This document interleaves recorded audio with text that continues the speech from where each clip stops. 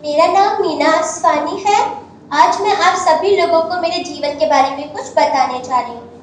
कहते हैं कि दुनिया के हर माता पिता का एक सपना होता है कि जब उनकी संतान इस दुनिया में आएगी तो हम उसके हर सपने को पूरा करेंगे, उसकी ख्वाहिशों को पूरा करेंगे, उसे आगे बढ़ाएंगे, पढ़ाएंगे, लिखाएंगे और एक अच्छा इंसान बनाएंगे। चाहे माता पिता जीवन के किसी भी पड़ाव पर क्यों ना हो, वह दिन रात मेहनत अपने लिए नहीं बल्कि अपने बच्चों की खुशी के लिए करते हैं, उसकी मुस्कान देखने के लिए करते हैं। जब माता पिता अपने बच्चों के सपनों को पूरा होते हुए न देखकर वे भी निराश हो जाते हैं, रोने लगते हैं और अपने आप को कोसने लगते हैं कि शायद मैं अपने बच्चों के सपनों को कभी पूरा नहीं कर सकता। यही कहानी मेरे और मेरे परिवार की है कि किस तरह मेरे माता पिता ने, मेरे गुरुजन ने मुझे साहस दिया और इस काबिल बनाया कि आज मैं आप लोगों के सामने बोल रही हूँ। मेरे परिवार में हम 6 सदस्य रहते हैं, मेरे पापा, मम्मी और हम 4 बहन भाई। मेरे पापा का नाम मोहनदास आसवानी जो कि ट्रॉली चलाते हैं।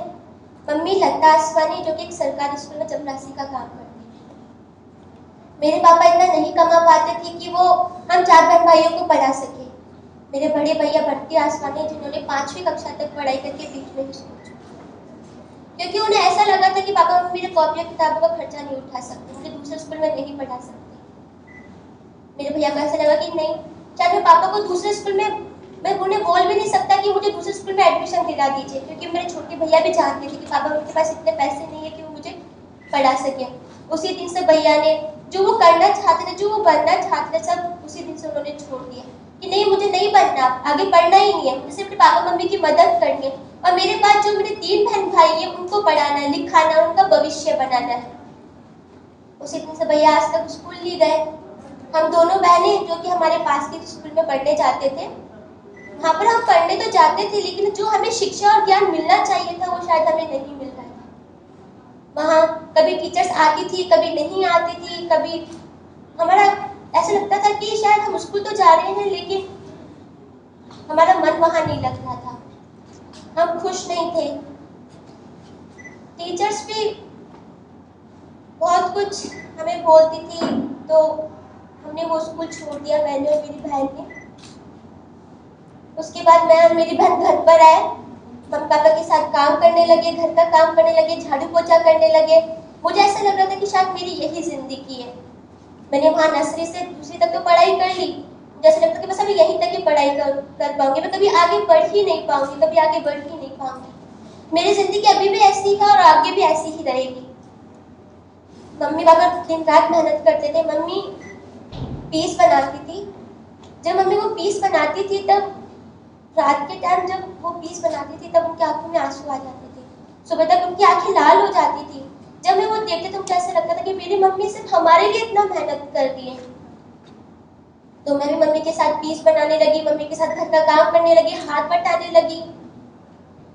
मुझे बहुत रोना आता था कि शायद अब मुझे यही काम करना है, मैं कभी आगे बढ़ ही नहीं सकती। मैं बहुत जल्दी हिम्मत हार गई थी, मुझे कुछ समझ में नहीं आ रहा था मैं क्या करूं क्या ना करूं।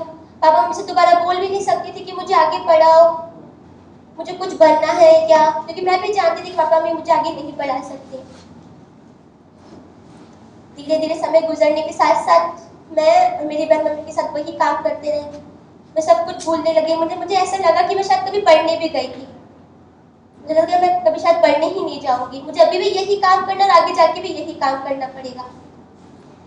तभी हमारे घर पर कुछ महिलाएं आई कुछ सालों के बाद। मुझे नहीं पता था कि वो कौन है, कहाँ से आई है और क्या करने आई है, लेकिन जब उन महिलाओं ने ये बताया कि एक निश्चित स्कूल है जहाँ पर लड़कियों को पढ़ाया जाता है, उन्हें बहुत सारी सुविधाएं दी जाती हैं, तब पापा मम्मी ने बहुत सोचा कि मैं अपनी बेटी को स्कूल भेजूं या ना भेजूं। क्योंकि शुरू से ही हमारे घर में ये होता था कि जो हमारे जो रिश्तेदार थे वो बार बार पापा मम्मी को परेशान करते, क्या करेंगे तेरी बेटी आगे पढ़कर, क्या इन्हें बड़ा होकर कोई कलेक्टर की नौकरी थोड़ी करनी है, इन्हें तो ससुराल में जाके काम ही तो करना है, झाड़ू पोछा ही तो करना है, कौन सा ये कलेक्टर की नौकरी कर लेंगी या बन जाएंगी।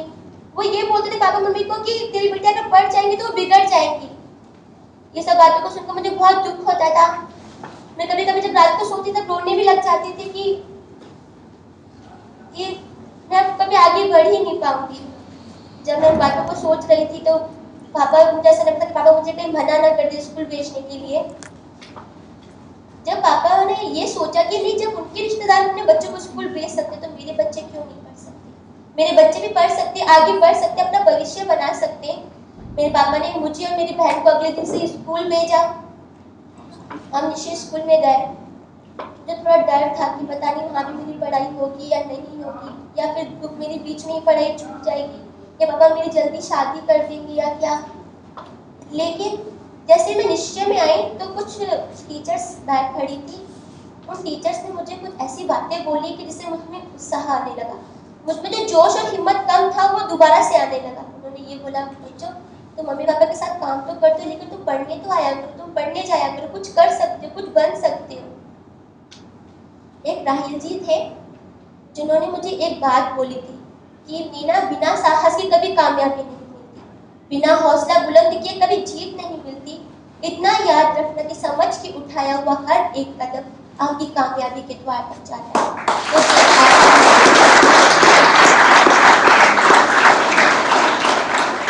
मैंने उनकी बातों को सुना तो मुझे ऐसा लगा कि मैं क्यों बैठी हूँ, क्यों खड़ी हूँ। मेरी लाइफ में मेरे परिवार के सपने, मेरे सपने में पूरे कर सकती हूँ। तभी मुझे तीसरी कक्षा में बिठाया गया और मेरी छोटी बहन को दूसरी कक्षा में। मैं जैसे कक्षा में बैठी, मैं चेयर पर बैठी हुई थी और मेरी जैसे काफ़ी सारी लड़कियां बैठी हुई थी। तभी हमारी एक टीचर आई हिंदी पढ़ाने। उन्होंने हमें एक कविता पढ़ाई। उस कविता का नाम था, वीर तुम बड़े चलो, धीर तुम बड़े चलो, हाथ में ध्वजा रहे बादल सजाए। उस कविता की एक एक शब्द को सुनकर, और जब वो मैम हमें पढ़ा रही थी कि नहीं मुझे, तुम आगे बढ़ सकते हो, तुम कुछ कर सकते हो, तो मुझे ऐसा लगता है मैं बैठी क्यों हूँ, मेरा लक्ष्य तो मुझे सामने दिख रहा है, मैं बढ़ सकती हूँ, मैं पढ़ सकती हूँ। मैं इतनी छोटी सी बात के लिए अपनी पढ़ाई नहीं रोक सकती। अभी उसी दिन से मैंने ठान लिया कि नहीं, मुझे करके ही दिखाना है, चाहे कितनी भी मुश्किलें क्यों ना आ जाए, कितनी भी रुकावटें क्यों ना आ जाए, चाहे रिश्तेदार कितना भी कुछ क्यों ना बोले, मुझे करके ही दिखाना है। साथ में अपने सपनों के साथ साथ मुझे अपने परिवार के सपनों को पूरा करना है।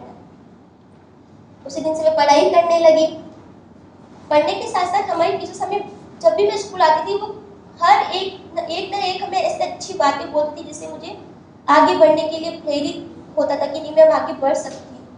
एक प्रेरणा बनकर जो मेरे टीचर्स, मेरे माता पिता आए थे, शायद आज मैं उन्हीं की बदौलत हूँ कि जो मैं कुछ भी हूँ उनकी वजह से हूँ। धीरे धीरे पढ़ने के साथ साथ हमें निश्चय में बहुत कुछ सिखाया जाने लगा। मैंने कभी नहीं सोचा था कि मुझे इतना कुछ सीखने को मिलेगा। मुझे निश्चय में सिलाई सिखाई गई, चॉकलेट बनाना, दिए बनाना, मेहंदी लगाना सिखाने के साथ साथ जब हमें बोला जाता था कि तो दिए, जब हम दिए बनाते थे तो हमें उसके कुछ पैसे मिलते थे। उन पैसों को देकर जब मैं पापा को देती थी तो पापा बहुत खुश होते थे। उन्होंने वो ये सोचते थे कि जो मैं इनका सपना पूरा नहीं कर सका, शायद वो निश्चय ने इनका सपना पूरा कर दिया। मैं बहुत खुश थी कि मेरे पापा ने बहुत।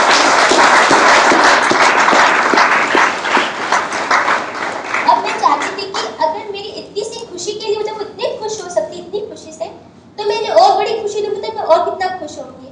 तब जब मुझे निश्चय में सिलाई सिखाई जाती थी तो मैं अपने हाथों से सूट सिलकर पापा को बताती थी। कोई पेंटिंग्स बता तो पापा बहुत खुश होते थे, मुझे आशीर्वाद देते थे। धीरे धीरे पढ़ने के साथ साथ मैं आगे बढ़ती गई।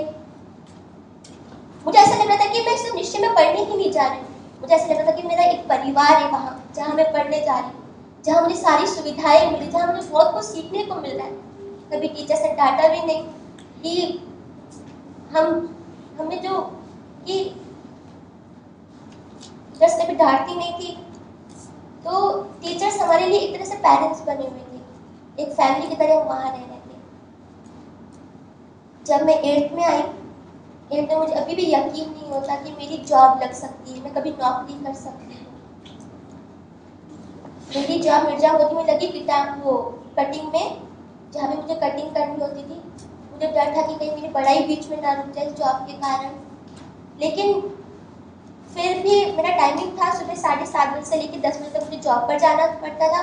10 से 3:30 बजे मुझे निश्चय में फिर पढ़ने आना होता था।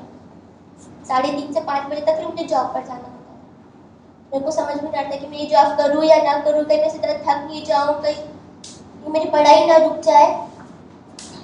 लेकिन उस दिन जब मैं घर पर गई तो मैंने अपने पापा मम्मी को बात की। वो आपस में ये बातें कर रहे थे कि मैं अपने बच्चों के सपनों को कभी पूरा नहीं किया, उनके सपनों को मैं कभी पूरा कर ही नहीं सकता। उनकी आंखों में आंसू थे, मैं उन आंसू को नहीं देख सकती थी। वे एक दूसरे को अपना दुख बता रहे थे कि हम अपने बच्चों के लिए कभी कुछ कर ही नहीं पाए। उन बातों को सुनकर मुझे ऐसा लगा कि नहीं, मुझे करके ही दिखाना है, चाहे मुझे कितनी भी मेहनत क्यों ना करनी पड़े। मैं जॉब भी जाऊंगी, पापा मम्मी की मदद भी करूंगी, इनकी हेल्प करूंगी, अपने बहन भाइयों के सपनों को पूरा करूंगी। तभी धीरे धीरे मैं खुशी खुशी से जॉब जाती थी, मुझे बहुत अच्छा लगने लगा। मैं एक तरह से पढ़ भी रही थी, मुझे बहुत सारी सुविधाएं मिल रही थी, मैं बहुत खुश थी, मेरी फैमिली बहुत खुश है। कहते हैं ना कि भगवान की भक्ति करने के लिए उसके समक्ष एक दिया जलाया जाता है, लेकिन दिए को जलाने के लिए, उसे रोशन करने के लिए जिस प्रकार लोर घी की जरूरत होती है, उसी प्रकार मुझे आगे बढ़ने में, मेरी पहचान बनाने में, मेरा भविष्य बनाने में मेरे गुरुजन और मेरे माता पिता का सबसे बड़ा सहयोग था।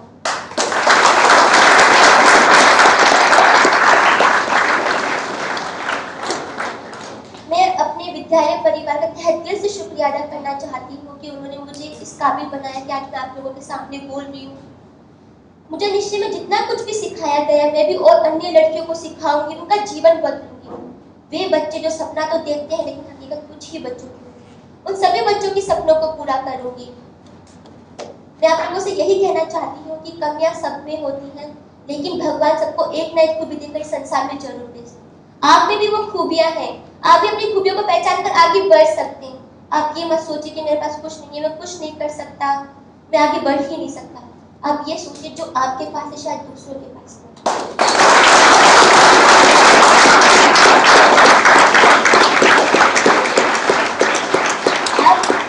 आप उन बच्चों के बारे में सोचिए जो अपाहिज होते हैं, जो चल नहीं सकते, जो देख नहीं सकते, जो बोल नहीं सकते। क्या वो हिम्मत हार जाते? नहीं, बल्कि वो ये सोचते मुझमें ये कमी नहीं, मुझमें ये कमी है तो मैं क्यों नहीं कर सकता, बल्कि वो सोचते कि मुझमें ये कमी है तो मैं कर सकता हूँ। वो आगे बढ़ जाते हैं। तो हम कैसे अपनी हिम्मत को हार सकते हैं? हम भी आगे बढ़ सकते हैं, कुछ कर सकते हैं।